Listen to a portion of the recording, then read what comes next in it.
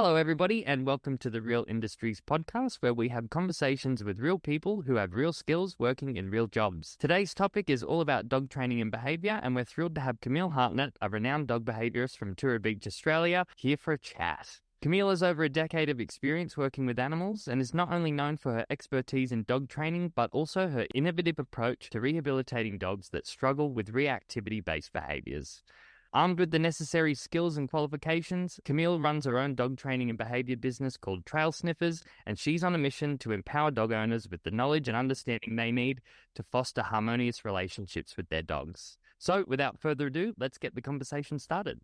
Camille, thanks so much for joining me today. How are you? Hi, I'm good. I'm pretty chuffed. That's a wonderful introduction. Thank you so much. I think we've got some great content lined up for today. So, to get us started, look, you've been working with animals for over a decade. You've got your own business going on. Can you share a little bit about what you guys do down at Trail Sniffers and why dog training over this last decade has become your primary passion? Yeah, of course. So at Trail Sniffers, I set up with a mission to empower dog owners and use the skills of knowledge and understanding to help them foster a harmonious relationship with their dogs and themselves, basically.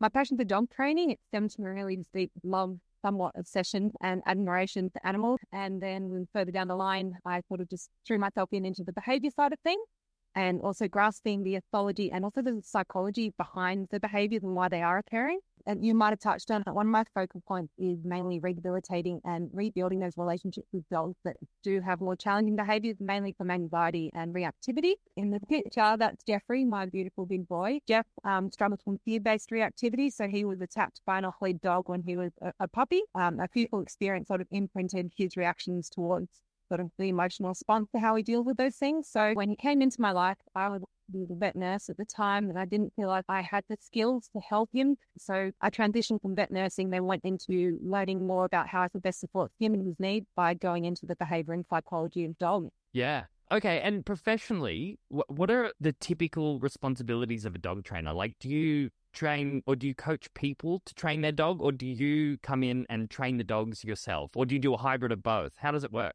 Yeah. So look, I think there are going to be obviously different trainers and behaviourists out there. I think my responsibility extends to coaching and guiding the guardians or the owners. I believe it's important to empower them as an individual to actively participate in their dog's training.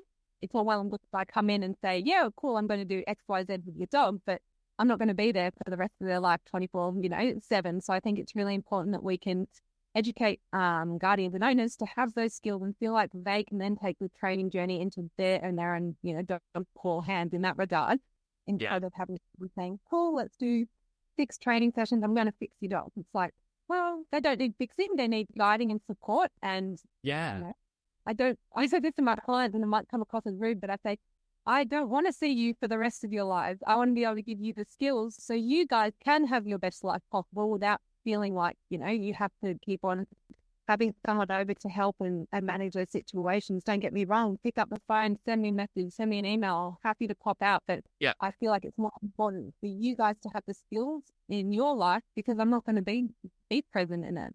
Yeah, makes sense. So what does the path to becoming a professional dog trainer look like? Like, what steps did you take? Yeah, right. So look, everyone's journey is going to be different into the industry. I first started coming into the industry when I was inspired by the incredible behaviourist I worked with, actually, when I reached out for support with Jeffrey myself before becoming a dog behaviourist. Mm-hmm. He just showed me the remarkable things that you can accomplish together when you understand actually why the behaviour is occurring with the dog, instead of, coming in going, oh, this is what's wrong with your dog. There's always a reason for the behaviour, and he helped me understand that. And once I felt like I could support Jeffrey, I was so passionate about helping everyone else in that journey as well, because I'd been there. I had been crying, on the phone to him going, oh my goodness, what am I doing wrong? What have I done wrong to him? I'm letting him down. Yeah. Once I had those skills, I thought, that's such a privilege to be able to help other people on that journey. And, but then I feel like I can sort of empathize and go, you're not a bad owner, you're not a bad guardian, and your dog is not a bad dog. So from then on, I annoyed Ian a lot from Bondi Behaviourist. Yeah. And I had how I could transition and what courses I could do. So I went on to do my Karen Pryor Academy, so the puppy instructor course. In Australia, we've only got a couple of courses that you can do to get your qualification, well, recognition of a qualification. So I went on and did I think it's certificate 3 in dog behaviour and training. Yep. And I went further down the line and captured animal management as well, and of course my vet nursing. So I don't think training ever stops for me, to be honest, and I hope it doesn't stop when most trainers and behaviourists. I'm always dedicated to continuing to learn and offer the best support, advice, knowledge, scientifically evidence-based support for my clients as well. And that's through webinars, doing more courses, all those sorts of things. Yeah, I love it. Okay, and is dog training a government-regulated industry at the moment? Like, are qualifications necessary to be a dog trainer? Do you need a license? And if you do, like, what do you need and who are the bodies that you need to go to? Yeah.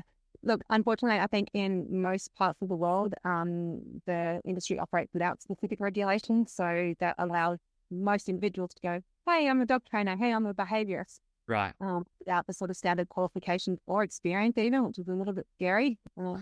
Unfortunately, with this lack of regulation, it does pose a really big risk to both dogs and dog guardians in that regard. There are amazing organisations out there. I think I mentioned before, so the Pet Professional Guild. So they advocate for force-free training and ethical practices, as well as helping people get more continued education and making sure that they do meet those knowledge requirements and skills that they need to best support people.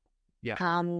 Then they can help you on your path to becoming a trainer or behaviourist. In saying that, look, I would definitely mention to anyone who is listening and looking for support from a trainer or behaviourist, please make sure that you do find a reputable professional who, does have the certifications and accreditations from organisations such as the Pet Professional Guild. Do promote science and evidence-based, reward-based training and ethical training practices as well. And it's really important that you do your own research. So check your reviews, organize a call with them if you can, go and look at the training session that they're holding, and always feel like you can ask them questions. And if they can't give you the time of the day or they don't give you the answers you like, move on. Because after all, they're the ones who are calling themselves the professionals. So you want to make sure that they can do the job that you're requiring, that they can offer you the most up-to-date, knowledgeable sort of scientific and evidence-based research. They can offer you kind, ethical training practices. They're not going to offer you quick fixes, that, they do have you and your dog's sort of well-being at mind in the forefront. Yeah. So with the Pet Professional Guild, right, are they a body that you sign up and have an account with, or is there a way to verify that somebody is affiliated with them? Because just thinking, and this is unrelated as well, but if you're going to go and get a builder to build something, you would go to QBCC and see if they've got a license. And if somebody's got a license, they would be considered more reputable because you get a warranty and all this stuff, as opposed to a builder that's not licensed. So is the Pet Professional Guild something like that? Yeah, you're absolutely right. So you've got to apply and go through them. You've got to show what certifications, qualifications, and continued education you do have. They run a link on their website. So, sort of like a dog training yellow pages in that regard. Yeah. And they promote people who do meet the requirements and the expectations of them of the continued education. So each year you have to do a specific amount of continued education, research, practical work experience. Yeah.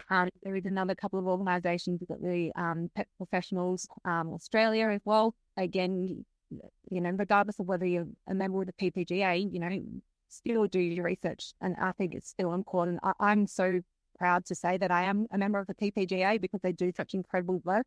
Mm-hmm. And do help, people who are like, on my days, I'm so lost, I need help with my dog. They're a great place to go to. They offer a lot of free advice. They offer a lot of training and, webinars for just pet parents, as well as, people in the professional industry wanting to continue their education as well. Yeah, that's amazing. Yeah. Okay. And are there any particular skills or traits that you believe are essential for a successful dog trainer, like out in the business world doing what you're doing? Oh, well, you probably already grasped that I'm absolutely obsessed. Yeah. And a little bit mad. So look, I think to truly thrive as a behaviourist or trainer, you definitely have to have a passion and an eagerness to always, do everything dog. Breathe, live everything dog. Yeah. Look, it's not just about training as well. I think it's about delving into sort of the intricacies as to why the behaviour is happening. And I think you need to want to have that drive to learn more, to want to grow, to best support sort of the people that you are working with. So definitely a passion for what you do love, and hopefully in this case it's dogs. Yeah. The other go-to would definitely be, I think, compassion and empathy. That's definitely got to be at the heart. I think particularly with behaviourists, and we work with sometimes more difficult cases as well, it's really important to, go into it with a really open heart, open mind, and understand that those people who did reach out to you, they're really quite vulnerable. They're inviting you into their home, they're inviting you into their life, and they're saying, hey, sort of take the reins. I really need support in this. So I think it's about focusing on individual needs of both the human and the dog in that regard, or you can be compassionate in how you do respond to that. But then they're in a really vulnerable, place in their training journey.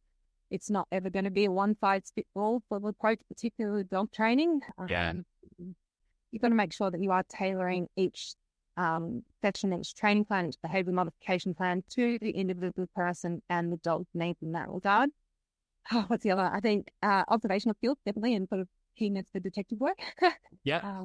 Because it's a lot about discerning sort of nuanced cues in dog contact, dog body language, interpreting and learning how to then translate that to humans, and so that their pet parents can understand actually what's going on with the dog, and particularly in those moments. If you are working with a dog that, has fear-based reactivity, you want to be able to say, look, by looking at your dog's body language, this is what I can see that's going on. Let's try and, help them get to a better place, and then we can sort of explain why that behavior is occurring and sort of talk them through that. Because as I said, we're the professionals, so it's up to us. Sure, we already know what's going on when we look at the dog or look at a dog in a situation, but then it's also our role to be able to translate that to the pet parent who can actually sit down, and instead of throwing all these terms out there, we need to be able to, do that in a way that they go, oh, that makes sense, thank you, instead of throwing complicated words at them as well. So I think communication skills, with those observational skills definitely come into it as well.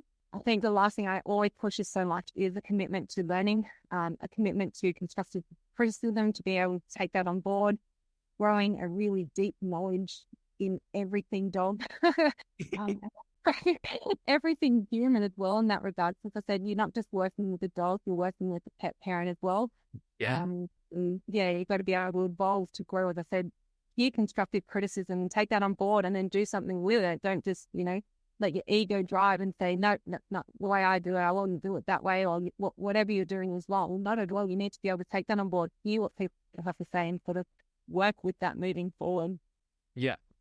Amazing. So can you tell us more about your current programs and the course that you've got coming out, or if it's already released? Absolutely. So the courses that we designed were to offer support to equip dogs and their pet parents, again, with skills on how to deal mainly with anxious, fearful and reactive behaviours. And that's my huge passion, to be able to help pet parents have the skills and then the knowledge to work with it and feel like they're confident enough to do it by themselves without having to have someone sort of shadow them or, to fall back on. Yeah.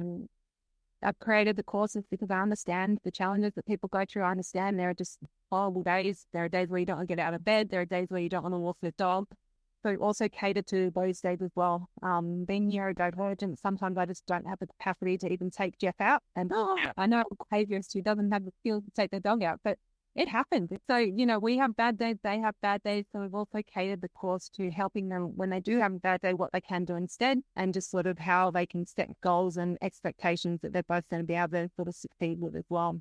Yeah. So are they programs that people purchase and then they can consume them on their own time and then maybe make a consultation with you to go over any material? Or is it a package deal where you get the material and then there's a set amount of consultations included? Yeah, I'm so sorry. I didn't even touch on that. I got carried away. That's okay. So again, we offer a couple of different ones. So some people aren't great in sort of in person. They prefer sort of telephone or Zoom and virtual. So we offer courses to help people who prefer to do that. We do offer face-to-face, and then we also offer learn at your own pace. So that's going to be more of a sort of an accountability course. So we provide them with the course, the information. We have follow-up short Zoom sessions. We have a Facebook group or support group. They can always check in. They have other, reactive dog guardians. We're going through the same thing, that they can just, it's a supportive journey that they can do at their own pace and always have us to fall back on if they need that support. Awesome. And who would benefit most from doing your courses? I think I'd like to say people who are probably in my shoes, people who are feeling really quite vulnerable and very anxious to even reach out. I know I was so stressed when I was trying to find a trainer. There was just so on, I didn't know who to talk to, what to do. So I think people who are wanting the support, who might not have, thousands and thousands and thousands of dollars to spend on training and behaviour support because it is expensive. It's really good for people to start off on their journey about understanding why the behaviours may be occurring, and then sort of work up their confidence a little bit, get a bit more skills with themselves and their dog and leash handling and all those sorts of things. And once they have an understanding and a few practical skills and the confidence, then, they're welcome to reach out to a trainer and get more one-on-one or, chat to myself when we do a consultation. And what advice would you give someone who's really struggling to build a harmonious relationship with their dog at the moment? To firstly take a breath, give themselves some credit, because if they are at that point, it means they have done everything that they possibly can and they are still trying.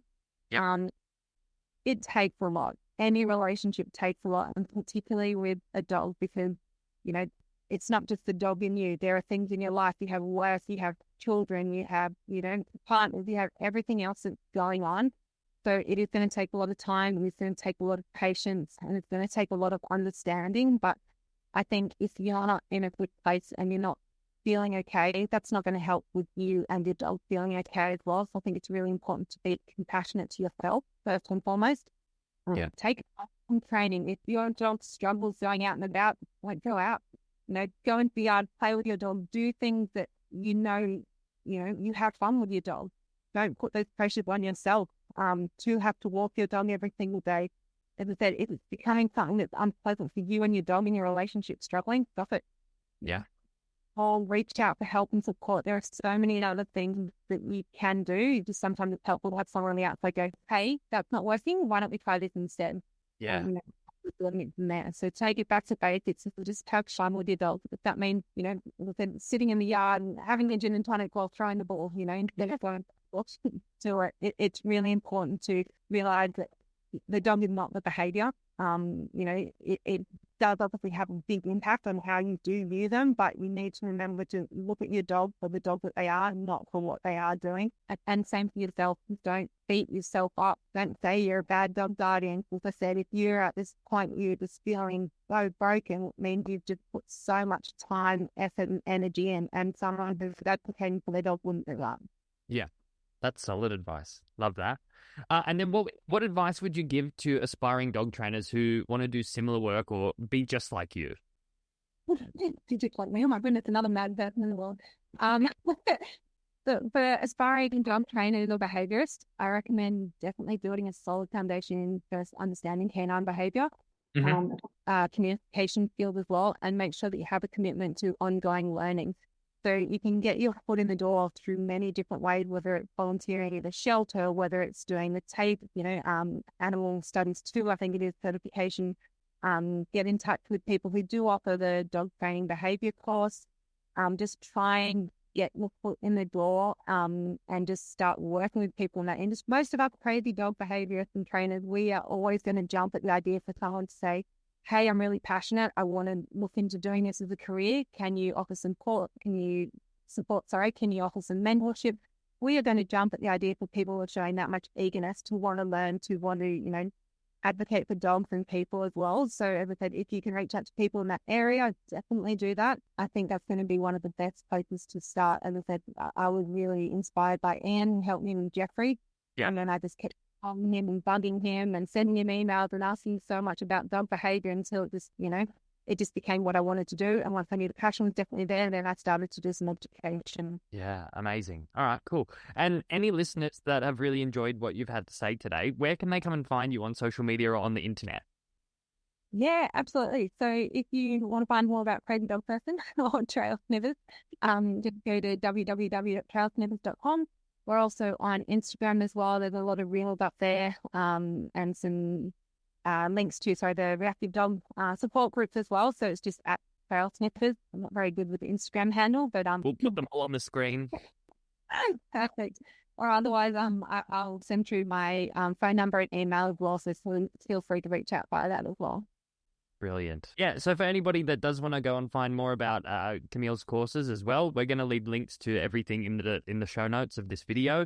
So amazing. All right, I think that brings us to the end for today. Thank you so much for all of that info. You gave us so much good content right there, and I think it's going to be a hit. Absolute pleasure. Thank you so much for giving me the time to talk, and hopefully we'll get in touch with a couple of other dog fellow enthusiasts. Yeah. All right, sweet. Have a good day, Camille. Thanks, guys.